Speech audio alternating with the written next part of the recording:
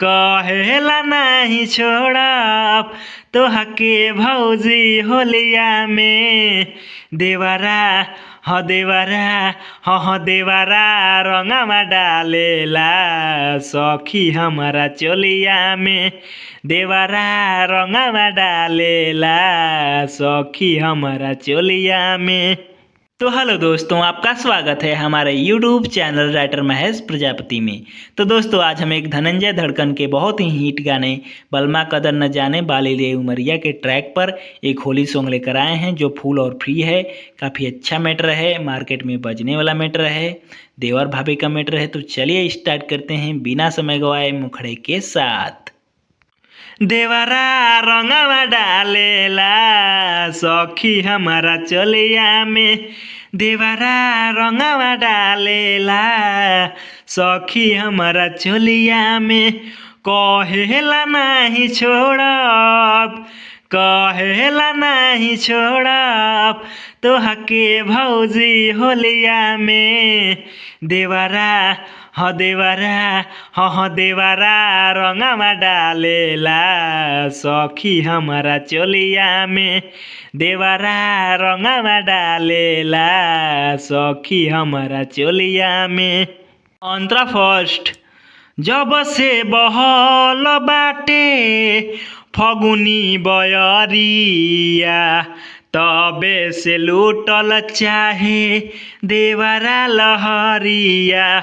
जब से बहल बाटे फगुनी बयरिया तबे से लूटल चाहे देवरा लहरिया। हो हमार बात नहीं माने धके गोड़ दुनो छाने। सखी हमके फसावल चाहे, सखी हमके फसावल चाहे अपना मीठी मीठी बोलिया में। देवरा देवरा रंगवा डालेला सखी हमारा चोलिया में। देवरा रंगवा डालेला सखी हमारा चोलिया में। अंतरा सेकेंड। छोड़ी के भतार गइले हमके बहरवा डाले खातिर रंग देवरा कोइले बा झगड़वा।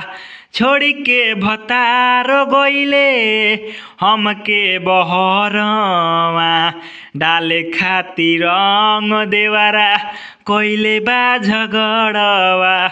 हो महेश छोड़ी के गइले हो छोटू तंग बाड़े कोइले डाले खातिर बायाइल, डाले खातिर बायाइल लेके रंगवा टोलिया में।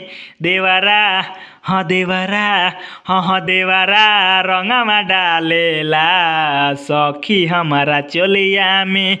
देवरा रंगवा डालेला सखी हमारा चोलिया में। तो दोस्तों, इसी तरह का फुल और फ्री सॉन्ग पाने के लिए हमारे चैनल को सब्सक्राइब करें और वीडियो को लाइक करें, शेयर करें और कमेंट करें। तो चलिए मिलते हैं किसी नेक्स्ट वीडियो में किसी नए ट्रैक के साथ। तब तक के लिए बाय।